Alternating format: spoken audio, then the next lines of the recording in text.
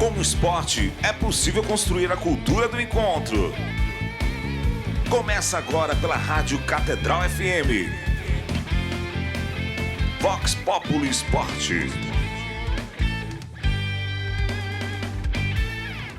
Boa noite, ouvintes da Rádio Catedral. Sejam muito bem-vindos a mais um Vox Populi Esporte, o programa onde a nossa paixão pelo esporte encontra a espiritualidade e a vida cristã. Eu sou Flávia Lobo, jornalista. Hoje você não está acompanhado da Leana, que ela está numa viagem a trabalho, mas eu vou conduzir a conversa de hoje sobre um esporte que surgiu há mais de 3.000 anos. Pensa aí, qual será esse esporte? Há mais de 3.000 anos, fica pensando, sei lá, alguma coisa ali na Ásia, né, no centro ali da Europa, quanto tempo? Será que é alguma coisa de levantamento de peso, alguma coisa a ver com cavalo? Né? Vai pensando aí. Surgiu há mais de 3.000 anos e, olha, nas águas da Polinésia. Cruzou os oceanos e hoje faz parte do cotidiano de milhares de brasileiros e cariocas. Eu estou falando da canoa havaiana. Com certeza, você já deve ter visto uma turma remando em sintonia, uns grupos lá, todos alinhadinhos no mesmo ritmo, em longas canoas pela orla do Rio de Janeiro e lagoas da cidade. Essa canoa já está praticamente carioca. Ela é havaiana, mas ela já está se tornando parte da paisagem do Rio de Janeiro. E para conversar com a gente sobre esse tema hoje, aqui conosco no estúdio, o nosso botafoguense cheio de esperança, que antes do programa começar estava radiante, brincando, está até rindo. Continua radiante. Olha aí, gente, é ele, Padre Marcos Vinícius, nosso assessor eclesiástico da Pastoral do Esporte do Rio de Janeiro. Boa noite, Padre. Boa noite a todos, e vai ser bem interessante esse programa hoje, né, por esse tema que já vai ser anunciado também, aquele que será entrevistado, né, boa noite aqui a todos que estão na mesa, e eu acho que até uma questão pessoal, né, deduzo que eu vou matar algumas curiosidades também sobre esse esporte, né. Ah, vai gostar sim, até porque sua paróquia é região de praia, dá para fazer sim. Em Pedra de Guaratiba ali tranquilamente, Baía de Sepetiba. É a Baía de Sepetiba, praia eu não sei se tem, né, mas acho que pelo menos a Baía de Sepetiba continua lá, né. A gente hoje vai desvendar isso tudo. Com a gente também ele, nosso representante da torcida do Bangu, ele que está com a gente sempre, que traz as novidades do esporte da cidade do Rio de Janeiro, Atos Moura, jornalista. Seja sempre muito bem-vindo, Atos. Olá, Flávia. Boa noite seus ouvintes. Prazer enorme estar aqui novamente. Que bom. E ele, que já está acostumado a ver o Pão de Açúcar, olha só, a Pedra da Gávea e o Cristo Redentor, gente, de dentro d'água. Nilson Pellegrini, empresário e instrutor de canoa havaiana. Boa noite, Nilson. Boa noite, obrigado aí pelo convite aí, boa noite aos ouvintes e à mesa aí, Atos e o Padre, Flávia, prazer estar aqui com vocês. Hoje a gente literalmente vai remar de braçada num assunto super interessante. E haja força, né? É um esporte predominantemente de força, mas também trabalha outras coisas aí da capacidade do ser humano. A gente chega a ser quase um esporte meditativo, a gente fala, que a pessoa entra em transe ali na concentração, contato com a natureza e na energia da canoa, né? A gente fala que a canoa tem até um sétimo elemento ali, que é o conjunto de todos. Então, isso é muito bom. Mas antes da gente entrar a canoa dentro pelas águas cariocas, vamos às curiosidades do nosso Giro dos Esportes, Padre? Talvez o Campeonato Brasileiro está parado, né? Agora na última semana o Botafogo ainda realizou um jogo atrasado contra o Ceará, ele venceu e nisso ele conseguiu ficar ali na sexta colocação com 18 pontos, o Fluminense se encontra em quinto com 20 pontos e o Flamengo lidera o nosso Campeonato Brasileiro com 24 pontos. O Vasco está em 15º colocado com 10 pontos, né? É importante que se acenda aí essa lâmpada vermelha, porque já passamos deste 1/3 do nosso Campeonato Brasileiro. Atenção, Estamos chegando, vascaínos. até porque 10 pontos também tem o Fortaleza, que é o primeiro que está na zona de rebaixamento. Mas o Campeonato Brasileiro só retorna lá para o dia 12, alguns irão jogar, por exemplo, o Vasco, né, contra o São Paulo, pela 12ª rodada. Mas nós, no caso, amanhã teremos o jogo da seleção brasileira, né, na eliminatória para a Copa do Mundo contra o Paraguai. O jogo será na Arena Neoquímica, a casa dos corintianos, né? Aqui o nosso amigo, apesar de ser paranaense, mas é corintiano.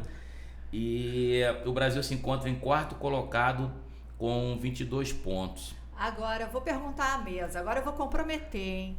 O que vocês acharam da estreia do Ancelotti e a seleção dele nesse primeiro jogo? Eu não senti muita diferença, não. Até agora, também não podemos privilegiar o Equador, né? Eles tiveram um bom toque de bola, eu acho que domínio de bola também, né? E o Brasil teve muita dificuldade de sair jogando. Teve, claro, oportunidade de fazer gols, né? Mas eu acho que o Equador, eu deduzo, na minha opinião, naquilo que eu assisti, ele teve um domínio maior. Então eu não vejo assim muita diferença. Se bem que eu acho que essa primeira convocação, o técnico em si, ele não participou muito, né? Porque não conhecia ainda diretamente, a não ser os brasileiros que jogam pela Europa, lá jogavam, né? Jogam pela Europa, onde ele estava.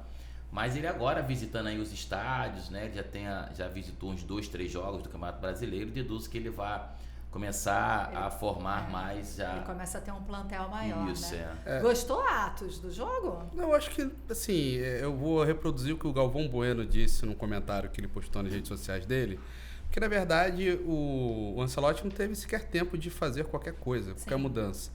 Então, na verdade, o que o Galvão Bueno disse, eu concordo, é que a obrigação do Ancelotti era não perder o primeiro jogo, que não perdeu, e agora esse segundo contra o Paraguai ele tem que ganhar.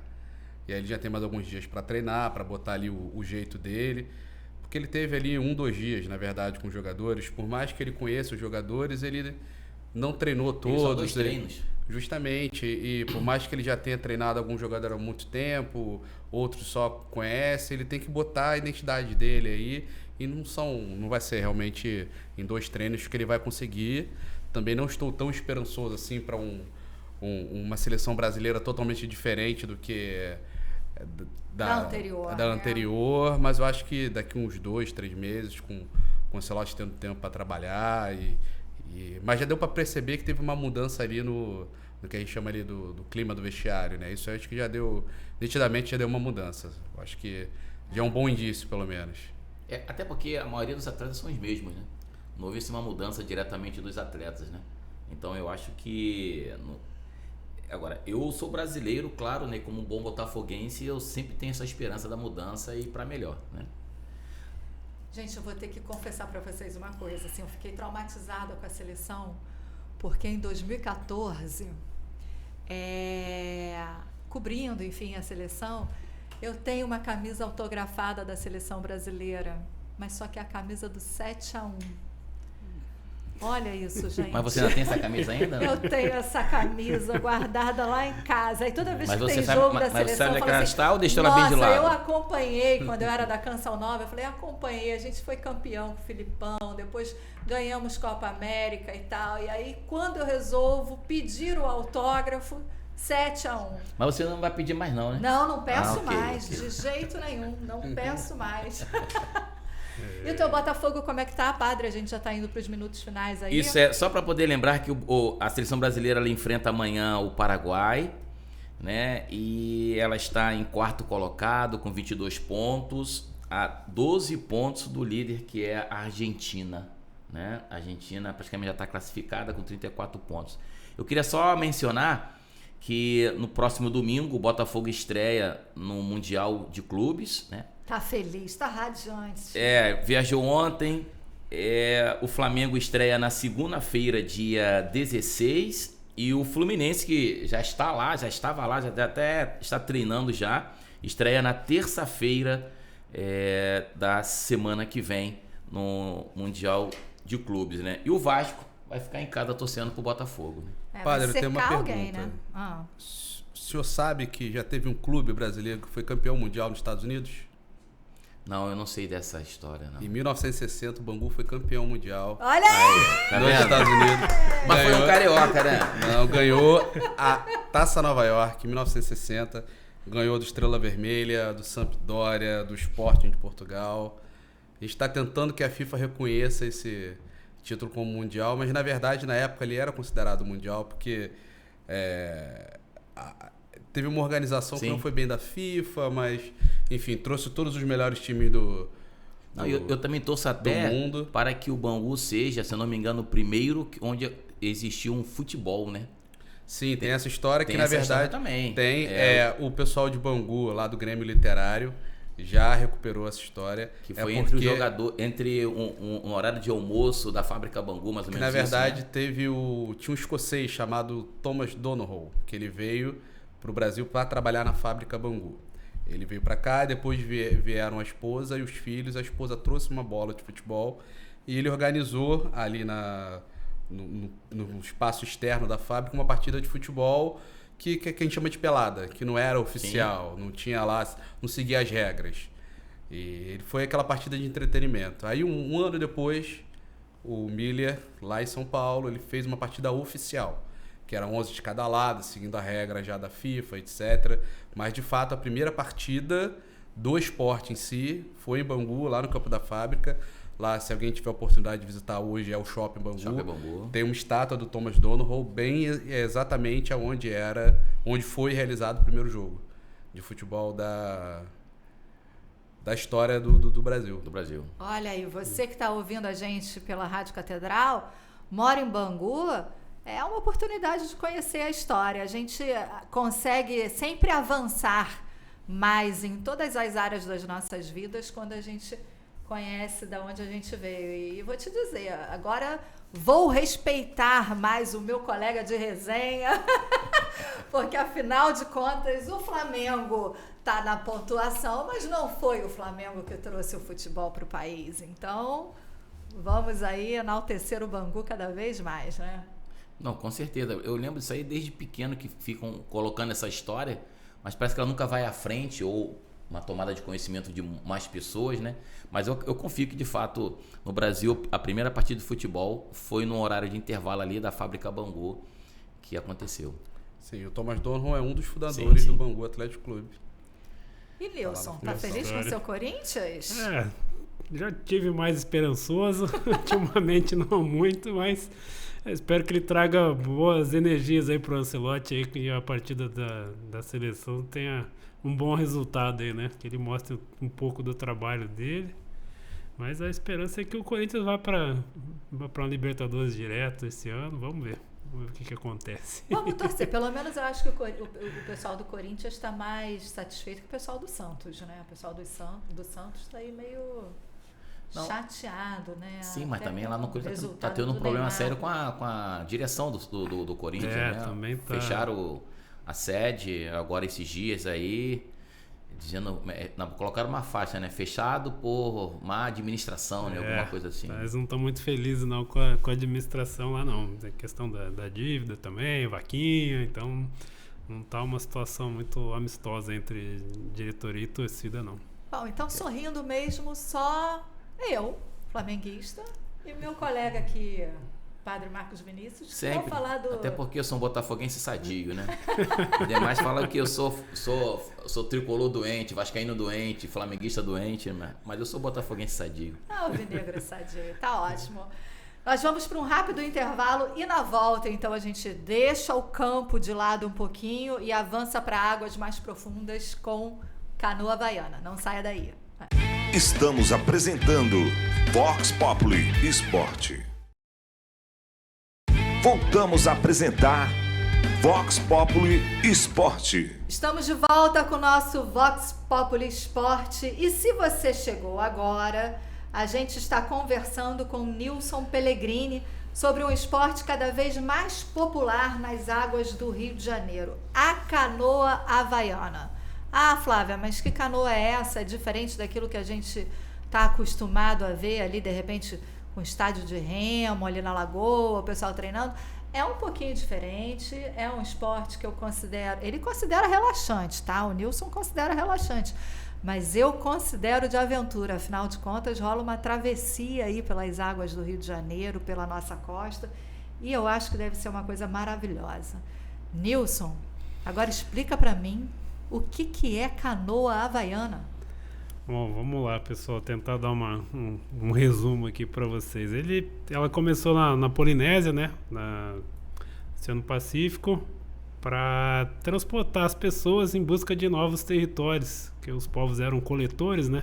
Então eles, a hora que acabavam os recursos de uma ilha, eles tinham que procurar novos territórios. E começaram as navegações nessa época, aí, uns 3.000 anos atrás, atrás de novos territórios e para manter a civilização e manter a sobrevivência desses povos. Como meio de transporte. Como meio de transporte. Começou dessa forma e hoje em dia aqui no Brasil virou um esporte, né? A canoa foi trazida aí pelo Ronald Zander Williams e o Frederico Dias Pérez em 1999, mais ou menos, já no novo formato aí com fibra de vidro, né? As antigas eram de madeira. O Avaí até consegue fazer campeonatos dedicados a esse tipo de canoa ainda. Que mais? E aí a gente trouxe para cá nos anos 2000, né? A gente fala 2000 para arredondar. Fizemos algumas cópias dessas canoas, algumas pessoas aí conseguiram manter esse período aí até a gente começar a organizar socialmente através de clubes, associações que começaram a incentivar a prática e a difundir o esporte, né? Hoje em dia a gente vai ter até aproveitar para divulgar que vai ter o Campeonato Mundial de Canoa Havaiana, vai ser aqui no Brasil, vai ser em Niterói, vai ser no mês de agosto. A gente já organizou o Sul-Americano em Cabo Frio, já teve a prévia desse ano também foi em Niterói. Então a gente está numa crescente aqui no Brasil. A gente, até no Avaí, o mar é mais bravo, a gente aqui tem remado mais em lagoas, em locais onde a gente consegue ir para o mar, como o Posto 6 ali de Copacabana. Então a gente está numa difusão aí do esporte e por ser um pouco acessível também a todas as idades. Eu até estava fazendo minha contabilidade lá dos alunos, eu tenho mais de 30 alunos com mais de 60 anos. Então é uma atividade aí para todas as idades. Agora você falou, realmente, Avaí, temos aí, né, o berço do surf, né, ondas grandes, né, com corais embaixo, então até uma prática difícil, né? A canoa havaiana, para quem está assistindo a gente agora e não tem ideia, só para você que já deve ter visto isso em algum momento pela orla da praia, é aquela canoa compridinha, não é isso? Como isso, é que é? Ela é uma canoa que tem aproximadamente 14 metros, né? E ela tem 2 braços de madeira, que a gente chama de iaco, ela tem toda uma nomenclatura lá da Polinésia. E ela tem uma ama, que a gente chama, que é um flutuador lateral, que ele dá estabilidade para esse casco, que é fino, né, esbelto. Então, sem esse flutuador, ela ficaria instável e viraria. E, além disso, a gente também tem que manter o equilíbrio, mesmo com esse flutuador, de metade da tripulação, né, 3 remadores remam de um lado e 3 remadores remam do outro. Agora, dá para encarar a onda grande com essa canoa? Então, essa canoa, por ser comprida, o que houve de adaptação? A gente encurtou ela e botou ela para 4 pessoas. Tem canoa de surf e tem os mais aventureiros, inclusive lá no Avaí, descendo ondas em Waimea, com ondas lá de 5 metros, e eles descem com a canoa de surf, específica para esse tipo de aventura. Não deixa de ser uma aventura. E também tem outra modalidade aí, que é a canoa vela ainda. Eles botam ainda uma canoa vela, que a gente chama também de fishing in sail. Então, é uma canoa voltada bem pro lazer, que você vai na vela e leva uma vara de pescar para pegar um peixinho também. Agora, nós podemos sempre dizer, por ter naquela lateral, né, que você chama de flutuador, né? em ter aquela parte lateral, nós podemos chamar de canoa havaiana, ou existe algum outro modo também que se utiliza esse flutuador na lateral? Na verdade, o nome internacional da canoa havaiana é Va'a, né? Va'a quer dizer canoa. E tem a outra região ali da Aotearoa, que é a Nova Zelândia, que chama Waka. Então é Waka Ama. Então é canoa. Waka, Va'a, quer dizer canoa. Então são nomes específicos, né, de cada região. A gente aqui, por exemplo, chama de canoa havaiana, porque na época que ela foi trazida, tinha aquele seriado da Ilha da Fantasia. Ih, adorava o Tatu. Com o Tatu. O avião. O avião. Então, naquela época, era o Havaí e a canoa era havaiana, mas ela é uma canoa polinésia em si, né? E tem até uma conexão da Polinésia com a América do Sul por conta do Chile, que a Ilha de Páscoa, ela chega a ser um dos vértices ali dessa região do Oceano Pacífico, que é imensa, né? Então, tem essa conexão com a fase da canoa, né? Da América do Sul também com o Chile e a Ilha de Páscoa. Lá já aconteceu também um campeonato sul-americano, alguns brasileiros foram. Então tem essa questão das viagens aí, estão relacionadas ao esporte, a história da canoa, e se mantém até hoje. Para quem quer aprender um pouquinho, posso até fazer uma associação aqui. Para quem tem filho pequeno, no meu caso, o filme Moana trata um pouquinho dessa história que o Nilson está contando aqui. Que a Moana, na verdade, ela vive em uma dessas ilhas e vai para o mar para procurar outras civilizações, e ela se vira ali numa espécie de canoa, colocando uma vela, indo. E o Nilson está aqui explicando, eu estou conseguindo fazer essa associação aqui. E é justamente isso, em 3 mil anos atrás, tal. E a gente vê também como era a coragem dessas pessoas, né? Pois é, uma você coisa olha pro mar assim, não né? vê nada além de água e fala, vou lá. Vou lá saber o que tem, vou atrás de outro território, vou sair da minha ilha, vou ver se tem um continentezinho ali do outro lado, numa canoa. Muita fé naquela época, né? A gente acaba estudando um pouquinho do passado, né? E antes ainda da religião católica, eles já batizavam as canoas. Então é uma tradição que a gente também tem feito aqui com as nossas canoas, mesmo elas sendo de fibra e tal, a gente faz lá um batismo. E é uma coisa que se mantém em todas as embarcações hoje, elas terem nome. Então você vai na Marina da Glória, todas as embarcações têm nome. Então você trata ela como se fosse uma pessoa. Uma pessoa. Né? A gente diz que não pode pular, então tem toda uma questão cultural envolvida, exatamente. É interessante. Então tem toda uma cultura. Agora, me explica como é que uma pessoa do Paraná resolve fazer stand-up paddle e do stand-up paddle resolve parar na canoa havaiana. E detalhe, ainda vem no Rio de Janeiro fazer isso. Como é que surgiu isso na sua vida? Eu fui trabalhar num estaleiro em Santa Catarina. Sou engenheiro civil. Eu fui trabalhar com segurança do trabalho, os requisitos náuticos, plano de segurança de embarcações. Aí eu acabei indo trabalhar no estaleiro em Santa Catarina. De Santa Catarina eu fui trabalhar embarcado em Vitória. E aí eu acabei vindo trabalhar no escritório de uma empresa de engenharia aqui no Rio de Janeiro. E aí no sul lá a gente gostava muito de pedalar, até eu ter uma lesão no joelho. Falei, agora eu vou ter que usar outros membros que eu tenho disponível. O joelho tem que poupar. Aí eu fui procurar canoa havaiana e comecei a remar ali na Praia do Flamengo, já numa crescente da canoa que estava na Urca. E aí acabou se expandindo ali para perto, que era a Praia do Flamengo, e ali eu comecei a remar.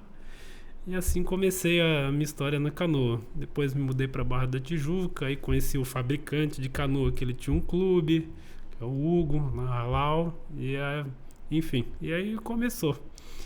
E não parei mais, estou aí com 2 clubes e dando aula aí para 70 alunos e divulgando o esporte aqui com vocês hoje. Agora, qual a diferença entre a canoa havaiana e as outras modalidades de canoagem? Por exemplo, a gente está aí com algumas competições de canoagem, né, olímpicas e tal. Quando a gente olha, qual é a grande diferença de uma para as outras modalidades? Bom, basicamente tem essa questão da ama, né, do flutuador, né, a maioria não tem. O remo também ele é diferente, ele é um remo de uma pá para cada remador. O remo olímpico até tem umas modalidades. Na canoa, a gente tem principal modalidade, é a longa distância. Então já não é um esporte tão televisivo assim. No Havaí, no Tahiti, eles conseguem... É o esporte do país, né? Então eles conseguem ter mais essa infraestrutura necessária toda para essa modalidade. Mas também a gente tem o esporte voltado já para a Olimpíada. A gente tem a canoa havaiana de 1, né, individual AV1, já no esporte paralímpico. Já? Já, mas ela ainda não é um esporte olímpico aí, devido à quantidade de adeptos, ainda tem que dar uma crescida aí. Enfim, ainda é um esporte de países mais tropicais, né? Na Europa, devido ao inverno, até o sul do país, a Argentina, ainda tem muita coisa para crescer ainda. Mas a diferença, basicamente, é o flutuador e essa questão da longa distância aí, que é o principal aí do nosso foco, são as longas distâncias, as viagens.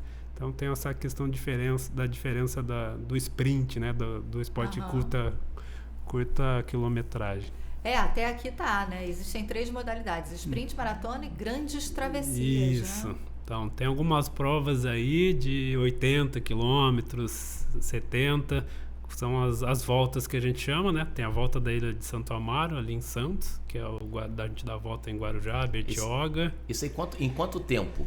Então, a gente chega a remar 10 horas, 10 9 horas, mas... vai com um barco de apoio, a gente bota 2 equipes e a gente chama de troca molhada. Então a gente sai do barco, se joga na água, enquanto uma equipe está meio que saindo da canoa, a canoa meio que não para, a gente tenta subir na canoa o mais rápido possível para não perder velocidade. Mas como é que você fazer isso? Sair da embarcação, você pula dentro da canoa? Água?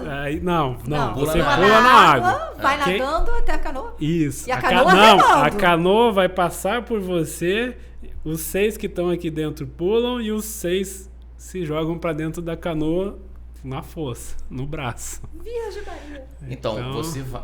Então, a equipe de apoio, ela salta do barco direto na canoa. Na água. E ela fica esperando em linha, os 6, e aí vem a canoa e passa com a ama aqui, e eles passam por cima das pessoas e vão subindo um por um, né? Na verdade, um por um não, ao mesmo tempo, mas cada um em seu banco. Vocês não estão vendo, a não ser quem está pela Web TV tá vendo. A cara do Atos olhando e pensando, meu Deus, isso não é pra mim. É um bom treino para poder chegar a esse patamar. É um bom treino, Tem que fazer a troca, troca de pneu de Fórmula 1. Né? Isso, tem que treinar sempre essa. Agora não, já estou abismado com 80 quilômetros, o senhor falou? Então, 80 quilômetros. A gente tem a volta da Ilha de Santo Amaro, a volta da Ilha de Vitória, e aqui no Rio a gente tem o desafio das ilhas, que é dar a volta em quase todas as ilhas aqui. Então a gente passa pelas Ilhas Tijuca lá na Barra, passa pela Ilha Pai lá em Niterói, Itaipu, e sai e chega em Niterói. Então, Peraí, você sai da Barra? Não, sai de Niterói. Você vai dar a volta nas Ilhas Cagarras, nas Ilhas Tijucas, lá na Barra. Depois vai para Niterói, lá na Ilha Pai, Ilha Mãe. 10 horas isso, mais ou menos, você falou? Mais ou menos 10 horas. Caramba.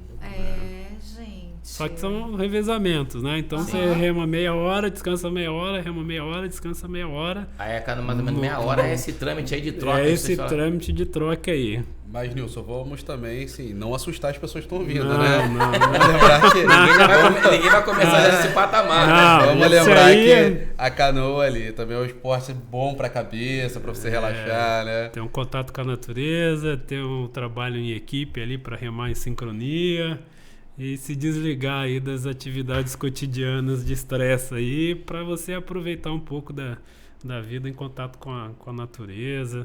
Não é só essa alta performance aí, esses desafios, né? São desafios pessoais. O que vai diferenciar é somente a quilometragem dessas 3, né? Basicamente, sprint, maratona e grandes travessias. Isso, né? O sprint já é um esporte que acontece até na Lagoa, né? O estadual de sprint foi realizado na Lagoa Rodrigo de Freitas, numa raia similar à do remo olímpico. E o charme dessa competição é que ele é televisionado e ele tem as boias. Então a canoa vai, ela contorna uma boia e volta. E tem todo um balé onde cada um tem uma função. Então um espeta, o outro caça, fica com o corpo para fora da canoa. Tem uma plasticidade que é bem interessante. Um esporte em time, né? Isso. Não é simplesmente, desculpa falar, mas não é simplesmente colocar ali um remo na água e puxar. Exatamente. Qual é a função de cada remador dentro da canoa? Então, vamos começar pelo primeiro. O primeiro a gente chama de voga, né? Voga é quem está em evidência. Então ele é o que dá o ritmo.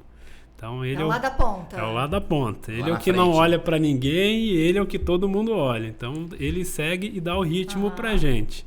O banco 2... Ele rema, não? Rema Ele com rema força. Rema. E o banco 2 já é o que rema do outro lado, no lado oposto. Enquanto um tá na esquerda, o 2 vai estar na direita. E depois que tiver a troca, eles trocam. Então ele é o espelho do banco 1. Aí o banco 3 e o banco 4 a gente chama de bancos de força, banco de motor, que estão no meio da canoa, geralmente são os maiores ou mais pesados. E o banco 5 e o banco 6 já são os bancos de direção. O banco 6 é o responsável pela direção da canoa. E lembrando que como a canoa é comprida, você consegue manobrar ela melhor pela proa e pela popa. Então é pela frente e pela parte de trás dela. Então o de trás é o que dá o comando. E ele é quem observa todo mundo. Então ele, às vezes, durante a aula, por exemplo, é quem corrige e coordena toda a dinâmica da direção, aula. É o capitão. Isso, é o capitão. A gente chama de capitão da embarcação. Agora, quais percursos você acabou de me dar um percurso que eu fiquei em estado de choque, assim. Porque Niterói, você vem, atravessa ali Baía de Guanabara, pelo menos a entrada, a boca da Baía de Guanabara. A boca da Baía de Guanabara. Né? E aí você passa pelo litoral aqui da Zona Sul todinha, faz as costeando ali, cagarras, vê o Cristo, né? Isso. Vai Forte coxando Pedra da Copacabana. Gávea, aí você chega nas Ilhas Tijucas ali, mais ou menos na altura do Quebra-Mar, não é isso? Da Barra. Aí você faz a volta ali, depois você volta para Itaipu, que é a região oceânica de Niterói. Não é nem a parte de dentro da Bahia, é a região oceânica. Isso. Quais são os outros percursos que vocês costumam fazer aqui? Bom, a gente começou pelo mais difícil, né? Mas a pela gente grande travessia. costuma fazer pequenas travessias. Hoje em dia a gente até está planejando ir para Paquetá, por exemplo, sair da Urca ali do Flamengo e ir para Paquetá. Eu já fui remar em Itacuruçá, tem um clube lá, o Itacuruçá Vá, do Flávio Ked lá, que já foi até radialista. Então ele já tem um clube lá de canoa, a gente dá as voltas em todas as ilhas lá de Itacuruçá. Então tem vários, vai até a Ponta da Marambaia, Jaguanum, tem... Agora não me vem o nome, mas são tantas ilhas lá, Praia Bonita. Passa ali em frente. Não, mas já passou. Já passou. A gente ficou de ir na Ilha da Madeira, que é mais ali pra Sim, dentro. sim. E tem canoa também ali na Barra de Guaratiba ali também. Então o lugar de surf bom pra canoa, surfar, é ali em Barra de Guaratiba. Então tem vários trajetos. Qual trajeto você mais gosta? Aqui que a gente tem feito mesmo é sair ali da Barra e ir para as Ilhas Tijuca ali quando o quebra-mar permite, na maré cheia, no verão geralmente. É o preferido ali. A gente até diz que cancela o treino para dar uma remadinha no mar, na água salgada, dar aquele mergulho, ver umas tartarugas que sempre estão lá presentes. Era isso que eu ia te perguntar. O que você vê durante essas travessias? De fato, a gente tem visto um aumento aí da vida marinha, né? Então, volta e meia, acho que em abril é uma época boa para a gente ver golfinhos, tanto aqui na Baía de Guanabara como lá na Barra. A gente vê sempre tartaruga. Volta e meia a gente vê uma movimentação na água, com aqueles pássaros dando aqueles mergulhos atrás de peixes. As baleias, a gente deve ter um avistamento aí esse mês aí, provavelmente. Agora esse mês, agora, né? Essa semana viram lá em Itacoatiara, o pessoal de lá acabou avistando. E a previsão é que a gente veja aí. O pessoal do Pontal também costuma ver baleia aí todo ano, nessa época aí. Do Pontal lá no Recreio? Do Pontal lá no Recreio. Tem um clube lá também, o Bravos. E o pessoal, a gente também está fazendo um contato com um clube lá de Arraial do Cabo, que lá é o nosso Abrolhos aí aqui do Rio de Janeiro. E aí é um passeio esperado aí da gente fazer um avistamento lá também. Tubarão, alguma vez não? Não, a gente ainda não viu. E ainda bem, né? Não, mas alguém, mas diga assim, alguém do grupo de vocês? Não, o pessoal que faz o passeio para as Ilhas Tijucas de barco já viu, né? Até o de barco, círculo de canoa, não. Aí até falta um pouco aí de conhecimento da minha parte a questão dos hábitos, né? De saber se eles saem de manhã, se eles vão perto do meio-dia, se tem um horário de maré que eles gostam mais, mas ainda não vimos. Deixa o tubarão. Nilson, falando um pouquinho de horário, eu vejo que a prática é sempre muito cedo, né? Tem alguma razão específica para isso? Olha, pensando nisso agora, eu imagino que seja por conta do horário da frequência das praias e também o horário de trabalho das pessoas para conciliar, né? Tanto na Lagoa Rodrigo de Freitas, no Remo Olímpico, ele é cedo, né? Então as pessoas, para se dedicarem ao esporte, elas acabam optando por fazer ela no começo do dia, depois tomam um banho e já começam com a endorfina, adrenalina lá em cima. Eu imagino que seja por isso. A gente tem feito também remadas à tarde, né? Mais no verão, né? Lembrando aí que a gente está em junho, perto aí do solstício de inverno, né? Que é o dia mais curto do ano, no final desse mês. E aí no final da tarde fica mais difícil das pessoas chegarem por conta do trânsito, né? Então fica difícil de manter uma regularidade, uma rotina, enquanto de manhã tem aluno que sai da Zona Sul, sai de São Conrado e vai para Barra ali tranquilo, sem trânsito, e consegue manter a rotina de horário. Mas imagino também que tem um atrativo aí do sol nascer, né? A gente vê todo dia o sol nascer, então isso é... Que beleza, hein? Olha uma só, benção. A conversa tá excelente, mas já estouramos o horário desse nosso segundo bloco. A gente vai para um rápido intervalo e na volta a gente conversa mais sobre canoa havaiana com Nilson Pellegrini. A gente já volta. Estamos apresentando Vox Populi Esporte. Voltamos a apresentar Vox Populi Esporte. Estamos de volta com o nosso último bloco do Vox Populi Esporte de hoje. E se você ainda não pensou em remar, talvez essa conversa te inspire a encarar o mar numa canoa havaiana. E para irmos mais fundo, Padre Marcos Vinícius, nessa conversa toda, eu queria que o senhor trouxesse para a gente uma palavra da igreja sobre a prática de esporte. Vamos sair agora né? Um pouquinho do mar, vamos para a bicicleta, né? Só fazer um comentário. Mas ele gostava de experiência. Bicicleta. Isso, só para fazer um comentário agora no dia 1º de junho, um domingo, né? O Papa Leão, ele recebeu uns participantes na etapa final, que eles chamam do Giro de Itália, né? E interessante que eles fizeram também ali um trajeto dentro do Vaticano e o Papa acolheu esse grupo, né? Então eu queria trazer aqui as palavras do Papa a esse grupo. Ele disse: bom dia a todos, bem-vindos ao Vaticano, é um prazer recebê-los nesta etapa final do Giro de Itália. Espero que cada um de vocês seja realmente, para cada um de vocês seja realmente um dia maravilhoso. Saibam que vocês são um modelo para os jovens de todo o mundo. O Giro de Itália é profundamente amado, não apenas na Itália, mas em muitos lugares. O ciclismo é muito importante, assim como o esporte em geral. Obrigado por tudo que fazem, vocês são verdadeiros exemplos. Espero que, assim como cuidam de seus corpos, seus espíritos também sejam sempre abençoados. Que vocês estejam sempre atentos ao ser humano como um todo. Corpo, mente, coração e espírito. E aí ele concluiu abençoando aquele grupo, né? Interessante, o que eu quero destacar é essa relação e que o Papa continua a colocar da importância dessa grande relação do esporte com a igreja, com a nossa vida espiritual, né? Que causa para todo ser humano um grande equilíbrio, né? Corpo, mente, coração e espírito.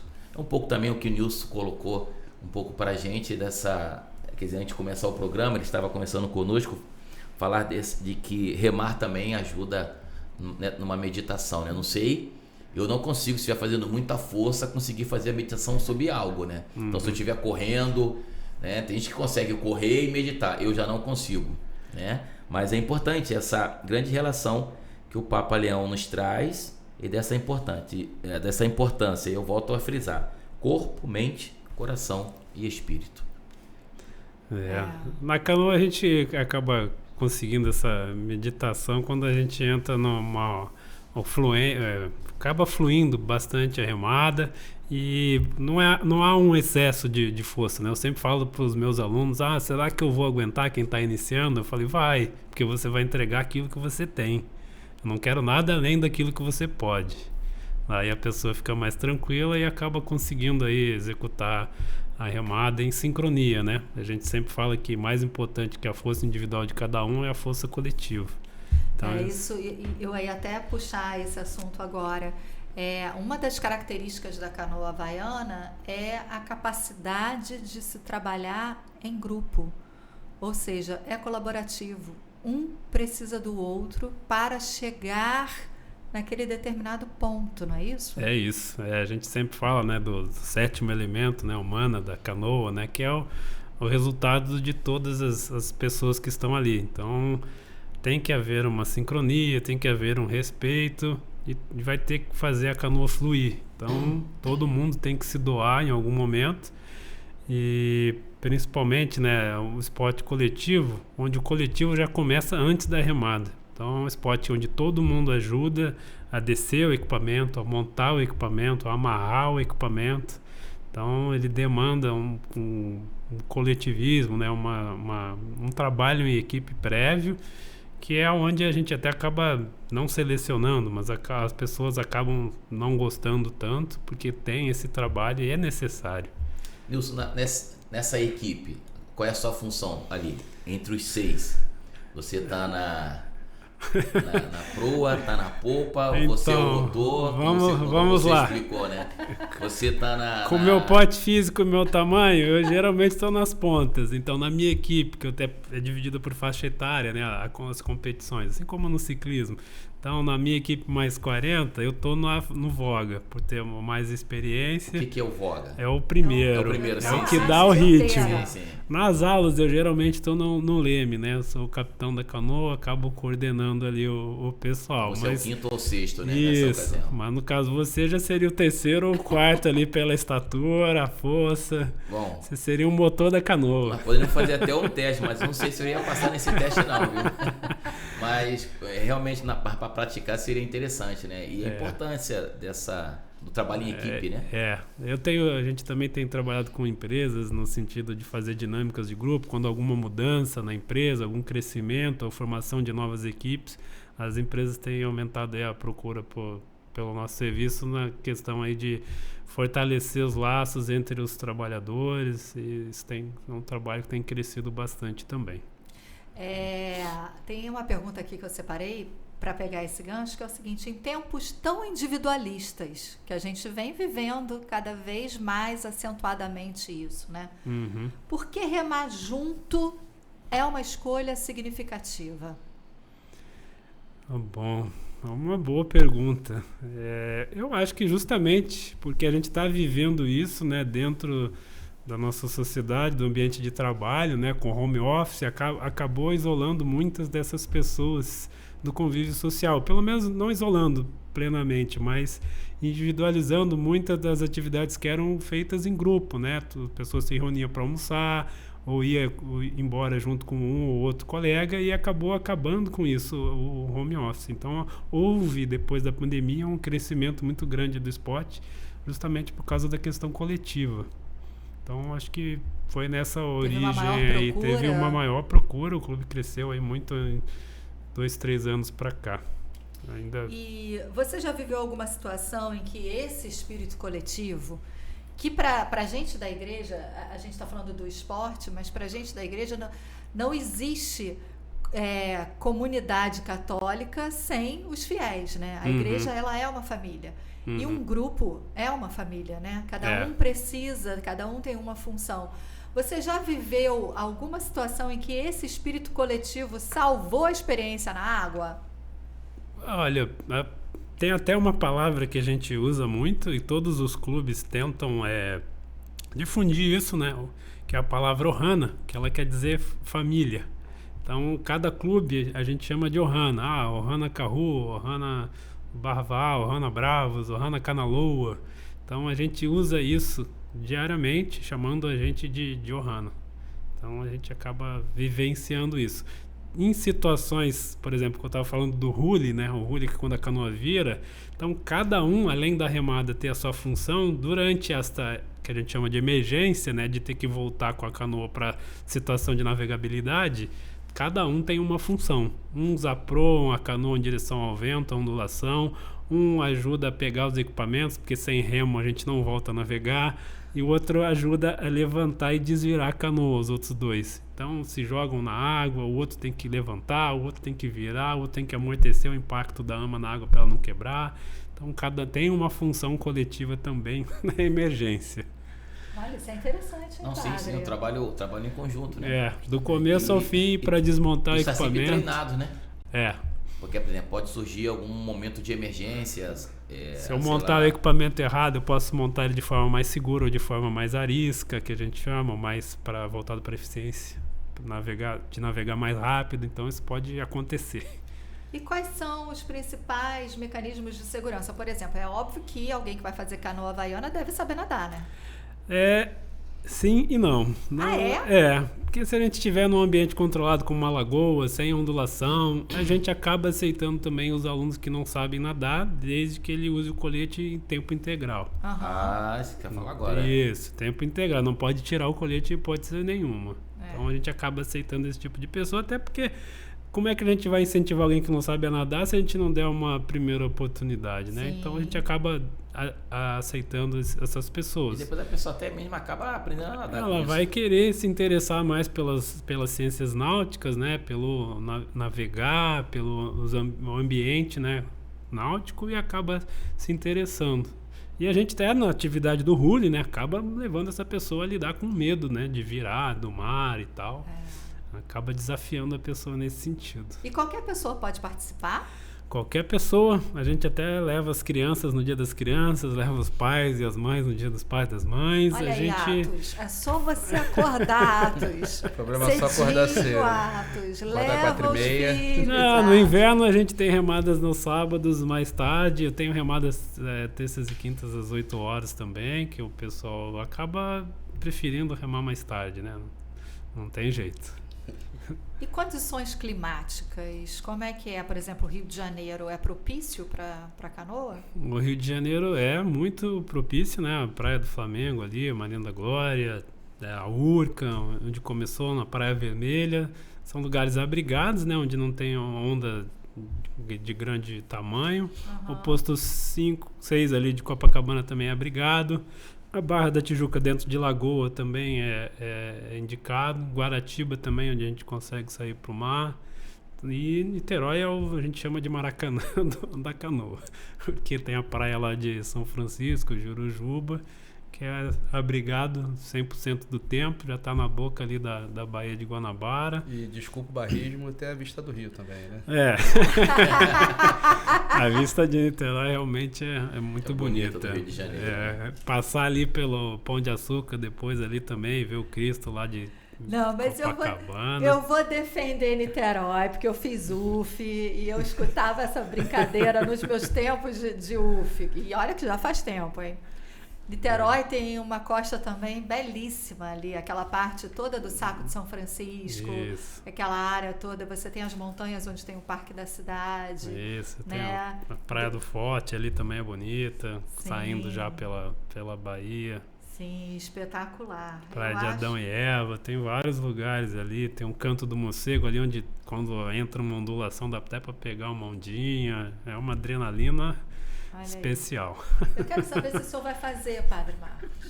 Eu não sei se eu vou conseguir, mas é que ele me incentivou dizendo que eu sou, pelo meu porte, né? Não sei que potencial porte que ele viu, motor. mas tudo bem, né? Pra ficar interessando, pelo que o senhor me falou, terceiro ou quarto, né?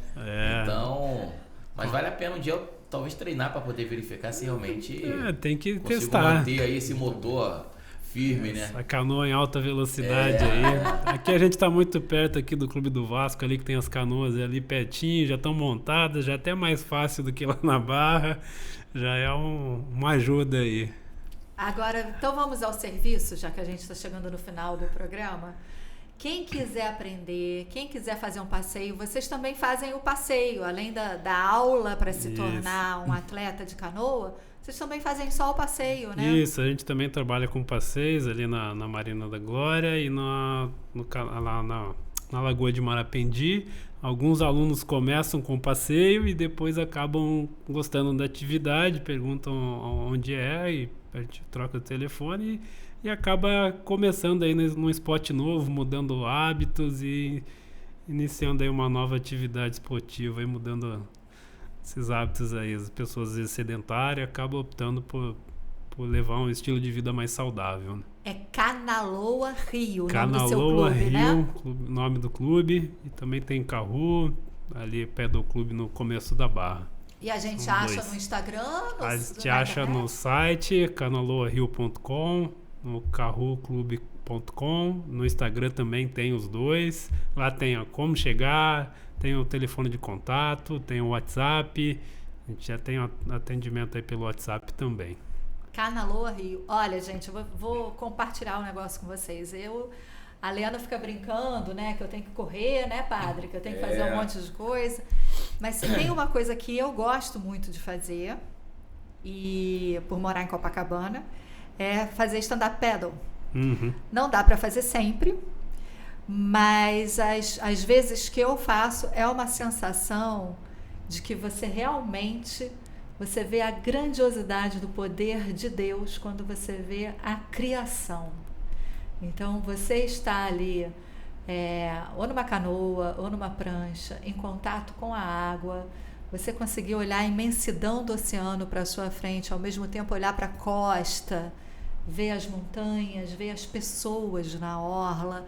Você está ali em silêncio, olhar para o fundo do mar, né? Ver os peixinhos, ver os pássaros, você fala assim, nossa, quem inventou isso tudo realmente é grandioso, né, não, Nilson? Não, é muito gratificante ver o sol nascer, ver o astro-rei nascer no horizonte, ver, às vezes a gente consegue ver lá na barra curva do horizonte, é muito... É lindo, né? É lindo. Então, estão todos convidados, inclusive você, Padre Marcos, muito. Vamos pensar nisso, até porque como o assunto que vocês estão colocando, né, olhar para a criação, com certeza vamos admirar o Criador, né? Não tem como utilizar e verificar a perfeição disso tudo, né? A harmonia de tudo, a beleza de tudo e não se aproximar do Criador, né? Muito bom. Não tem muito como. Obrigada, Padre Marcos, pela sua presença aqui no programa. Atos, muito obrigada também. Vida longa ao Bangu sempre. Sempre, eu que agradeço. E falando aqui da canoa, mostra como que o Rio de Janeiro é uma cidade maravilhosa, né? Porque a gente recebe todos os tipos de esporte. Tem opções para todos os gostos, né? Para quem gosta da água, para quem gosta do seco, de velocidade, calmaria, né? Nós realmente, Deus nos deu abençoou, né? Realmente, nós somos privilegiados nesse quesito. Obrigada a você também, Obrigado Nilson, aí pelo por convite. ter vindo. Estamos à disposição aí, quiserem tirar dúvidas aí. Obrigado vocês aí pelo convite, a oportunidade de divulgar um pouco mais da canoa polinésia, havaiana ou do Vaá. Tá ótimo. Padre, vamos encerrar então com a sua bênção? Vamos encerrar. Hoje a igreja, ela celebra Maria com esse título, Mãe da Igreja, né? Rezar com uma oração, que hoje é a oração que rezamos na missa, em todas as nossas orações. Ó Deus, Pai das misericórdias, vosso Filho unigênito, pregado na cruz, nos deu sua mãe, a bem-aventurada Virgem Maria, como nossa mãe. Concedei à vossa igreja cada dia mais fecunda em seu amor materno. Exulte com a santidade dos seus filhos e filhas e atraia todos os povos para o seu convívio numa só família. Por Cristo nosso Senhor. Amém. Amém. Amém.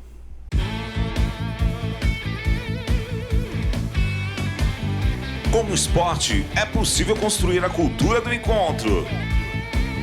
Você acabou de ouvir, na Rádio Catedral FM, Vox Populi Esporte.